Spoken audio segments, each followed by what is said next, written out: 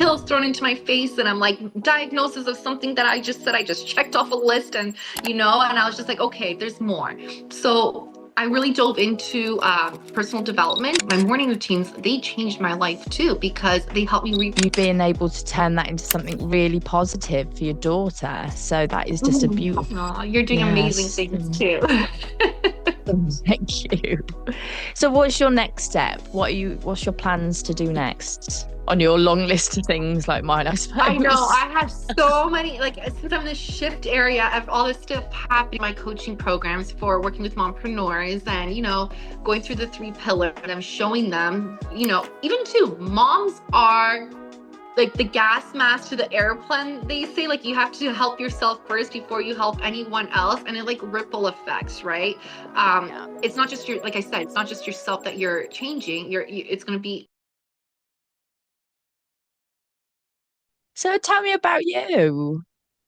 Yeah, so I am the mompreneur coach, a single mom. I try to refrain from the single mom part, because a part of where I'm going on my journey, like, it's been like a healing journey. Like, it's been a journey that, I'm so happy of. Like, I went through a lot of challenges. I overcame a lot of, like, addiction, trauma since childhood. There was a sexual assault by 3 men in high school. So I really didn't have that voice. I had a lot of pain. I had a lot of hurt. I even thought with my family, like, they were against me or didn't understand me. And, good loving family though, good loving family. But I retaliated on my mom so much, and I love her to pieces. And I have my 15-year-old now, and I'm just like, thank you, Lord, that she's not anything I was at that age.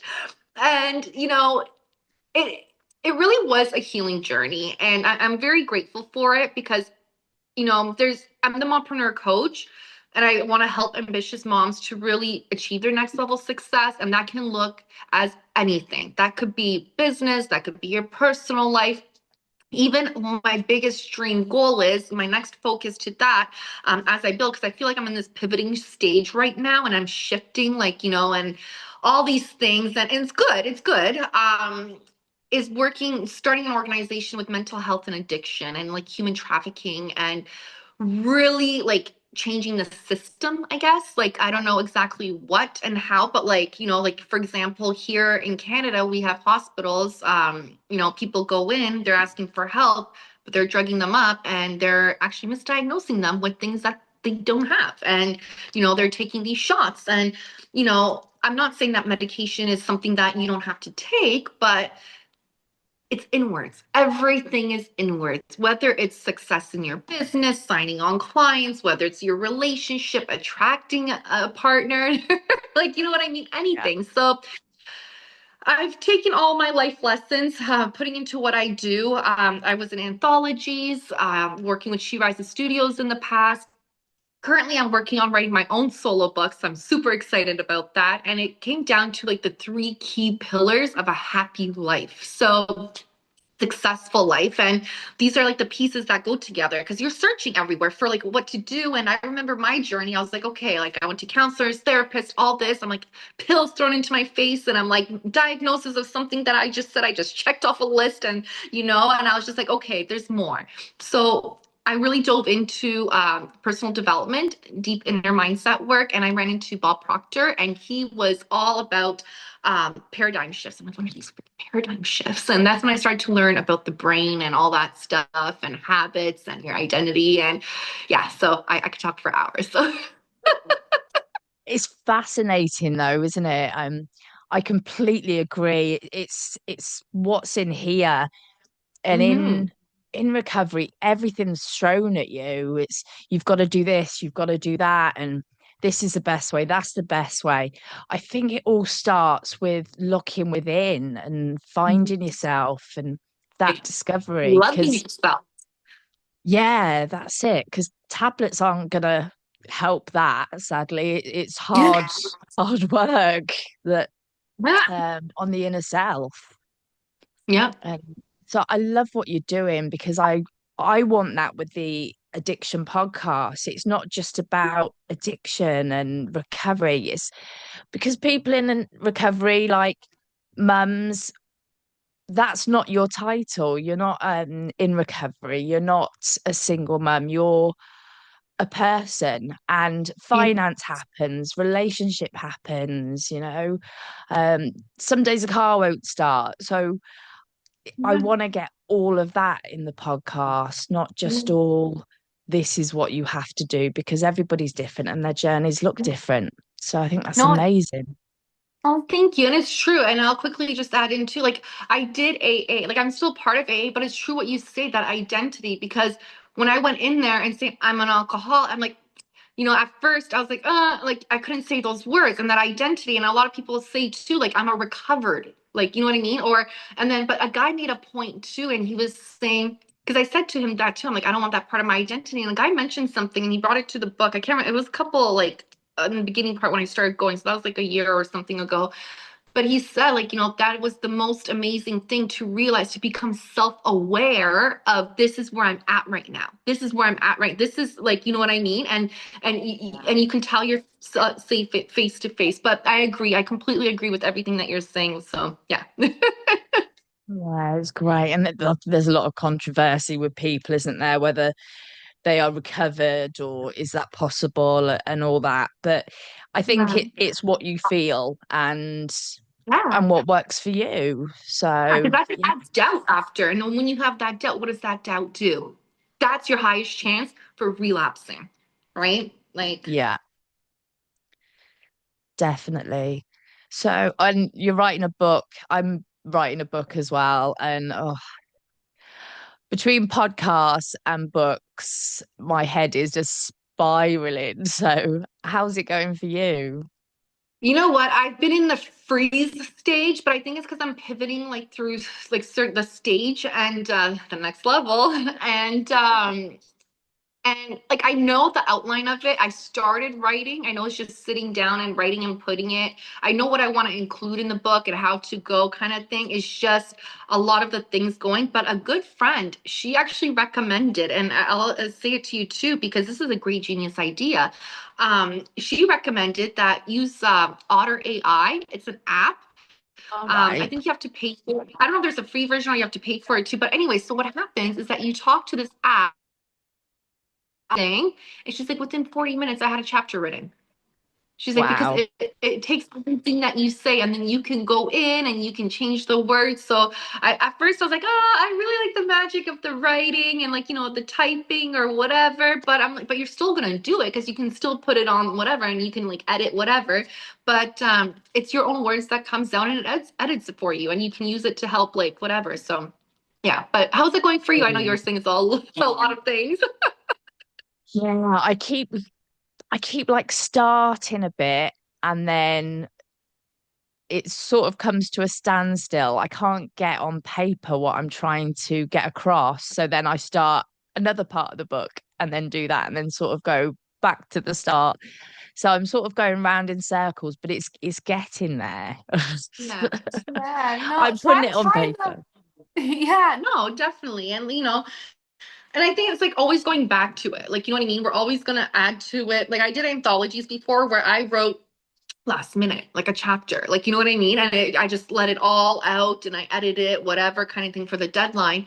Um, but like with the book, like this is your baby too. Like they're all babies, but like, you know what I mean? Like it's going back to it and going back and forth kind of thing. So, and working with an editor or like, are you doing self-publishing or are you working with, oh, okay, that's all. Self-publishing. Yeah. But it will get there. It's just another thing to add to my list of things to do. Yeah, no, it will. It will. It will. And it's just like putting that time. One person said, she's like, as long as you put in your calendar 1 hour a day that you're focused on writing, that will help too. Like, so I'm just like taking all these tips because it's normal that we experience this, the freeze and then what do I write? And then life happens. So, don't worry, you're not alone. It's getting there. It's getting there. Yeah, that's it. It's moving forward. Mhm. Yeah. So tell me more about your story and how you got to where you are now and yeah. Yeah. So when I was younger, I experienced trauma. And, you know, It really, at that point, I didn't really know what was going on because I was younger and, working with my sponsor, she's like, a lot of kids go through that because that age. I'm like, but it still should have not happened to me. I should have had a voice and all those things. So it really did go reflecting back. Like my mom was always a strict mom. So I was like, always like, when we talked about this recently too, like she never really was able to express her emotions kind of thing. The communication in the family is like, whatever. She's a strong woman, strong-willed woman, like, her way or the highway kind of thing. So I never really had that voice, right? Going to elementary school, everyone was friends, but you would still get like, picked on or a little thing or whatever. Like they thought they were joking or like, invading my privacy.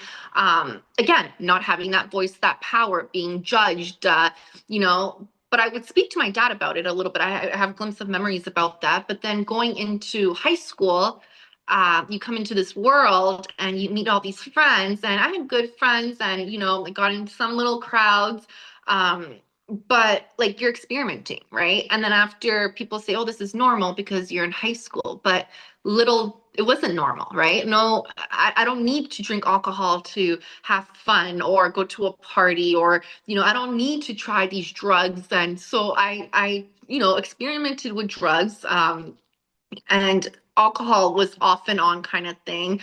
I had my daughter at 2. I met her father. Um, I really looked at her and I was like, oh shit. I'm like, there's little human depending on me. I'm like, life needs to change. So things need to change. And I was like, you know what? I'm gonna get a college diploma. By all means, thank goodness to my mom, because of her, I got my high school diploma. Like it was later, but she pushed it. And she's like, I don't care. As long as you have that diploma, you're done. And so thankful for that. So I went to college. I chose community and justice. So I could be working in the courts, counseling. I really wanted to work like with the human trafficking, but you would have to be a police officer first for the 7 years or something like that, or something like that, and things like that. But after having like my daughter too, I was like, let me stick with counseling. So I went into counseling. I I was even doing co-op at that point too, and I sat in an office. And at first, they gave me a child, like a teen, to work with, and they said, "Here, you can work with him." We try working with him, but he's just too like a handful. Like it's just hard with him. I changed his life. Well, he changed his life, right? Like we worked together, and it was just something beautiful. And sitting in that office, I was looking one day, I'm looking at these walls, and I'm like, I don't want to be cornered in here, like stuck in an office working for someone. Like, mind you, working for people is great. Like, you know what I mean? I have nothing against that. But I want my own freedom. I want my own hours. I want my own income coming in whatever way you can. And I want to do what I want to do my way. And, I ran into this program. It was in my community, and it's basically create your own business plan, and they pay you full-time hours, so it's work. And you're going into the community and you're networking, you're doing all these things, you're building your business plan. And it was such a beautiful program. And when I registered and I met with the lady, she's like, great. She's like, so what do you want to do? And I'm like, good freaking question. What do I want to do? And I quickly came up with my mind, life coach. And that's where it began. And I started with mind and health, and I was incorporating it with mind and health. But as I started working with clients, I started realizing the pattern of I was attracting was mompreneurs. So that's when the mompreneur coach was born. So with that, Brilliant. yeah, other opportunities came. I came involved with She Rises Studios, a wonderful company for women empowerment, and like a multi-media academy as well, like agency, I should say. And I did some book publishings with them, like for anthologies, 3 anthologies. I did, well, I'm working towards writing my own solo book in magazines. They had a speaking engagement for women. So I did some workshops with them. I worked with them. So I learned a lot. It was a beautiful community. It still is. And yeah, so I really, my journey with myself, it was like a roller coaster, like even entrepreneurship, because, you know, when I woke up and I said things need to change, it didn't change right away. Like there was like a little bit here, the relationship fell apart. Thank goodness I dodged a bullet. God has greater plans for me. and Yeah. and we all get along, whatever. Like, you know what I mean? My biggest fear was it for being traumatic to my daughter. So the things that I was going through and the things that she was seeing, I was working 10 times harder to develop her mind, to develop her, like, not for her not to store, like, this trauma, for her to have a healing modules toolkit, like a little kid, like from 2 years old. And it's stuck into her mind because I see the woman that she is today and how she handles things. And like she's forgiving, like she doesn't hold the resentment. And we really talk about, like, we have such like a sister mother mother like relationship, like, you know what I mean. Yeah. Like it's beautiful and we're so close, and like she tells me things. So it's nice. Like that was my biggest fear, of her going into high school and then like coming into this world, and I'm like, wait a minute, not everyone is like this, like, you know what I mean. But like, um and what I went through doesn't make me a bad person or that I messed up, because at the end of the day, it was my story. It was my thing that I get to go through, that I can help other people, because I'm not just reading it from a book. I went through it. Like, you know what I mean? So AA did help me. It helped me a lot. I think it's more of the spiritual side of the journey part of it. I'm Catholic. I turned to God. I prayed. To this day, I go to church. I pray. I have a close relationship with God.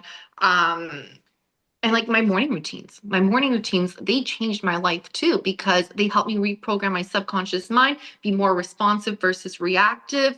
It was my self-care time, and I was investing in my own self. So I thought I invented something, but I guess not. Oprah and everyone else does this. but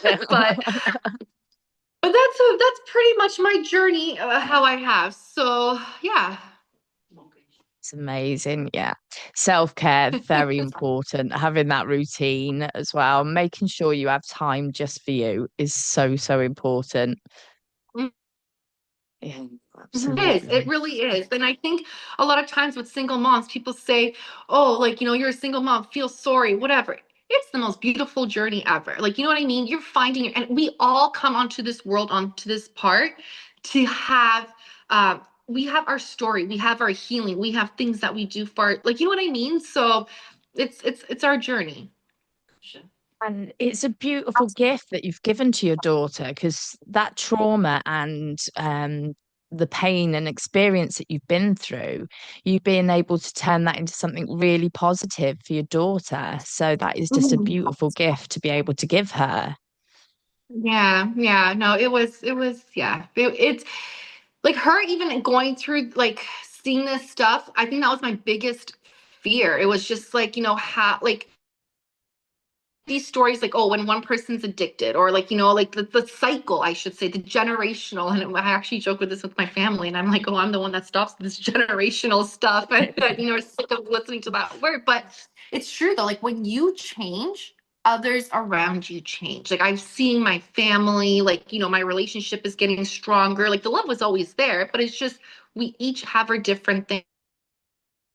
My daughter was like, her having her traumas, and how is she going to grow up, and I don't want her to have that hurt. She shouldn't experience that. But that was more damaging. Like, you know what I mean? Show the tools, show how to regulate your nervous system, show how to have trust and faith, show whatever. And then she learns from that. So that's like with anyone too. Like, life doesn't have to be hard. We make it so hard for ourselves. And I see so many people struggling, begging for money, with addiction, mental health, and stuff like that.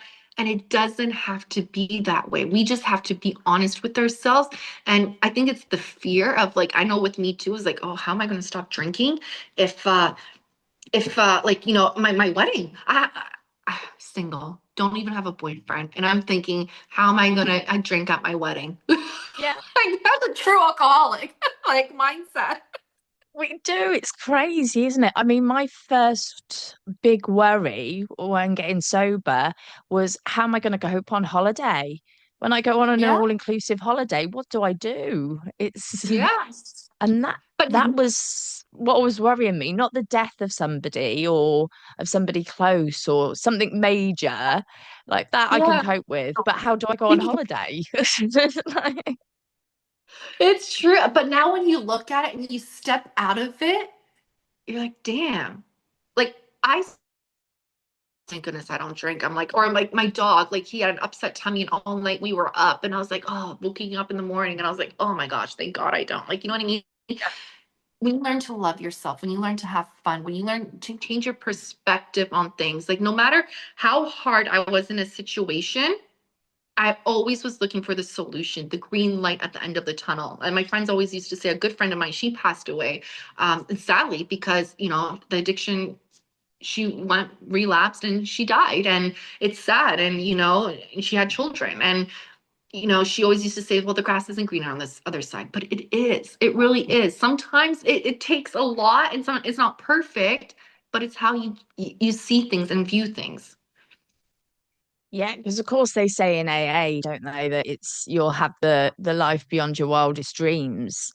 And Mhm. that doesn't mean all the money, that doesn't mean finding your perfect partner and settling down. It means that you're gonna have a headspace where you can work on yourself and, as you said, change and become that person that you were meant to be.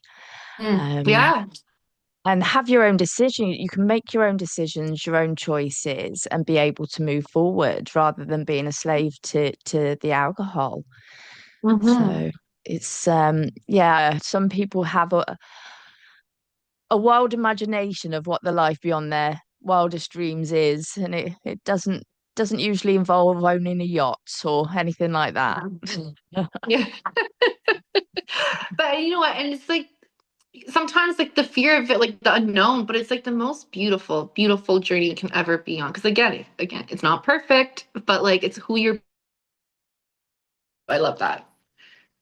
Yeah. The car still doesn't start, the kids still play up, the Mm-hmm. bills still keep coming, but Yeah. you're able to deal with it all because you're in that right state of mind. Yeah. So, And you learn to surrender. There's a higher power, whoever, whatever people believe, but there's someone there. That's like, you know what I mean? Like, I had things that I had no idea, and still things that I have no idea, and I just surrender and I let go, let God. Like, you know what I mean? Or the fact that there's no point of stressing. And when stress does come, use the tools to help you, right? Because there's not, like you said, everything keeps going, life goes on. It's new things that happen. Like, so, oh, I love I that. interviewed a gentleman and he's writing a book on the Serenity Prayer. Well, he's written it, but it's in Portuguese, I believe. He's trying to get it put it into English, and we had a great conversation about the Serenity Prayer. And it is if just things that you can't control, it's just let go. It frees you up Mhm. so much.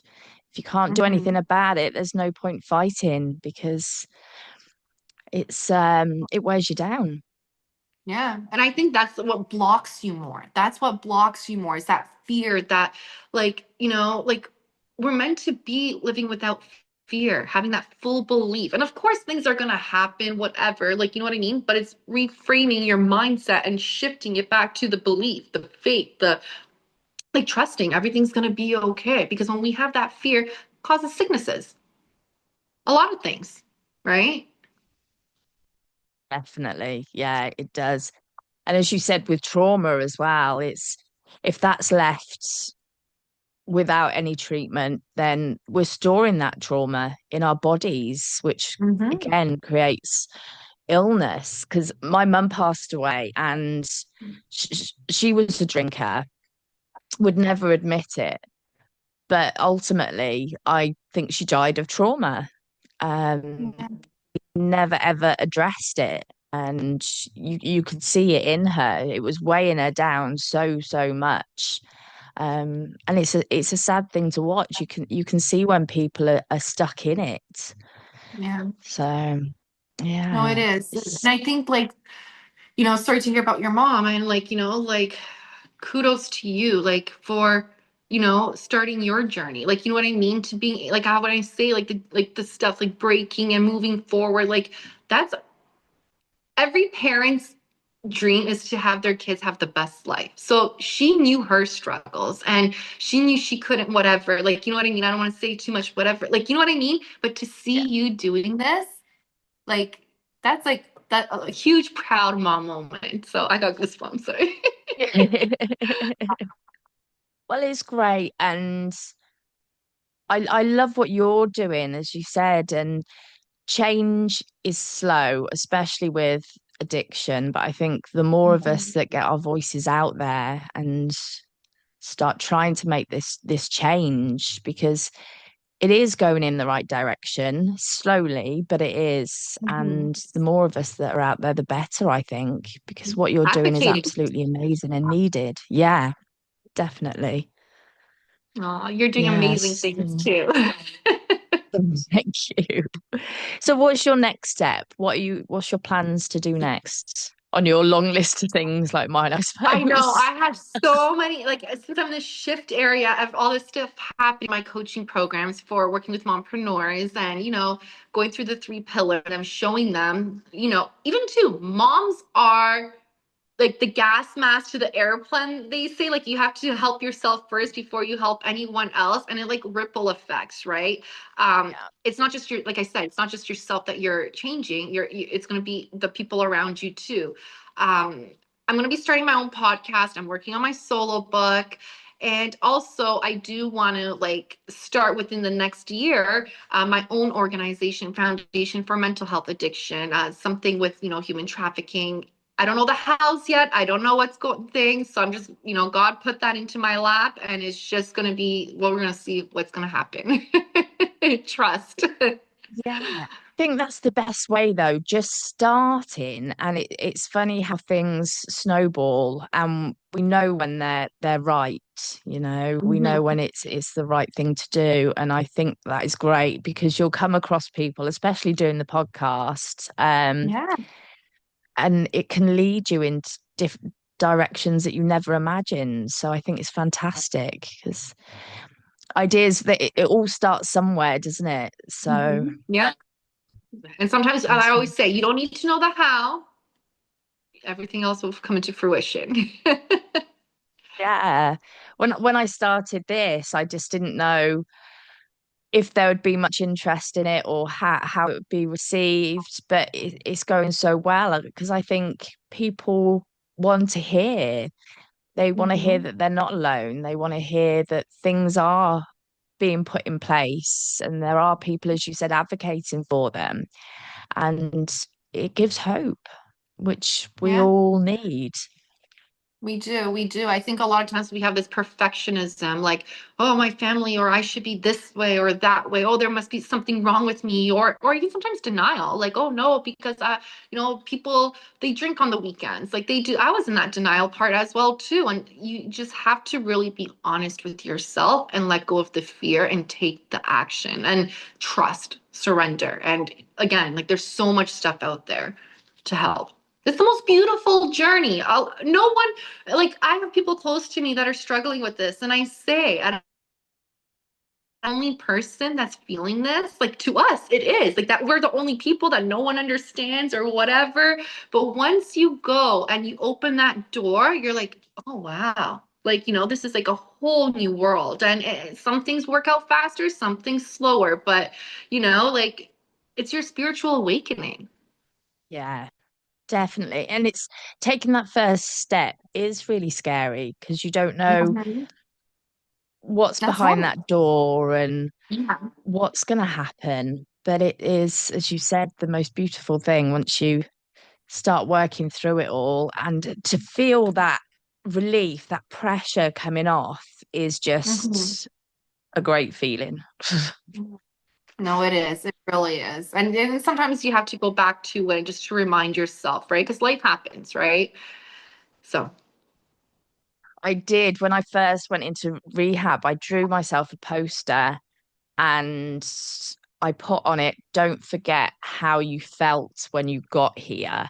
That complete and utter mess with no hope. But I forgot. I forgot mhm. how bad it got. Because I've done rehab a few times. And the answer for me was finding out who I was and what made me tick. And that's when I felt the change happening, that when I Yep. knew it was okay just to be me. Mm-hmm. So, but it took a long time for me to find it and realize that the answers were within me. So, Mm-hmm. No, 100%. Especially when we have that cloud over our. yeah, consultations. Oh, that's great. You'll have to let me know when you start your podcast. Yes, It'd be definitely, definitely. And I'm gonna it'd be subscribe to really yours if I haven't. thank you. I've had some amazing guests. I've been so lucky. And yeah, and your book, you'll have to keep me up to date with everything and how everything moves forwards. I will, I will. We'll definitely keep in touch. Yeah. And what's your website and everything for your coaching? Yeah, so I'm on Instagram. I'm working on getting my website done right now. So I do have Linktree, but you can go find me on Instagram at the Ashley Pakulski. I'm also on Facebook, Ashley Pakulski, or even my Facebook community group that I just created, the Next Level Success for Mom or two, but it's still new. Amazing. Oh no, that's brilliant. Yeah, for people to join that, it's sometimes they can be slow starting, can't they? And then all of a Yeah, sudden, it's like I've got yeah, a group to manage. yeah, yeah. No, it's true. It's true. Brilliant. So I will put the links to all of those in the description and to get it out Thank there you. to everyone. It is so important as we said, that people don't feel alone and just taking that small step, like joining a group, Yeah. um, Or go even into a feel free to meeting, reach just out. Yeah, like I was going to say, like, feel free to reach out, send me a message if there's something that resonated, a question. There's no silly question to ask, right? It doesn't matter where you are in your life, it could be about anything. So I'm always there. amazing. Yeah, it's all about learning, isn't it? And um, it's a steep learning curve, but people that have been through it can make it much more gentle and easier to deal with. 100%. It doesn't have to be hard. We just make it so hard for ourselves sometimes. And it's true, having the people beside you, it gets easier and easier and easier. Yeah, we do make it so difficult. Why? Why? We do. It's our brains. But when somebody says it's simple, we have to add things in, don't we? We have to add things in that make it more complicated. And it's like with my husband, there'll be a problem and I'll tell him a simple solution and it'll Mhm. completely be overlooked. But then he'll go and talk to his best friend who'll suggest the same thing. And he'll It's come like, back oh and say, yes. this amazing thing just happened. It's like, I told you that 2 weeks ago, you know? So talking to people who are too close to you, 9 times out of 10, you'll get nowhere. But having that somebody that's Yeah. impartial can really, really help. Oh, it's true. It's true. Who did you have? Did you have was it the meetings that you had to talk to? Yes, it was the meetings. I had my family support. I went to church too, so I always like spoke with the priests. But the meetings, my sponsor, she's so God sent. Honestly, me and her, it's like we're on similar like mindsets, journeys, everything. It's like, you know what I mean? So, she really, really like helped like heal a lot of like things. Like she knows things that a lot of people don't even know the full stories of, and like you know what I mean? Like of things that happened and she never judged, right? And it was just like I felt so relieved when I even worked through my steps. I called her and I was like, the fourth step, fifth step, and I was like, oh my gosh, I feel like I'm on a natural high or something, like happiness, like all, like I felt like a different person, and so it's beautiful. It's amazing. Absolutely amazing. Ashley, you're a superstar. Thank you so much for sharing your story and thank you for all the work you're doing. And honestly, please keep in touch. Let me know how it all goes. And when you do your podcast, your book, everything, please keep me up to date because I'll be really interested in it all. Oh, we're definitely going to keep in contact. And I'm so grateful for being on your show and having me as a guest on your show. Thank you so much. It's an absolute pleasure. Absolute pleasure.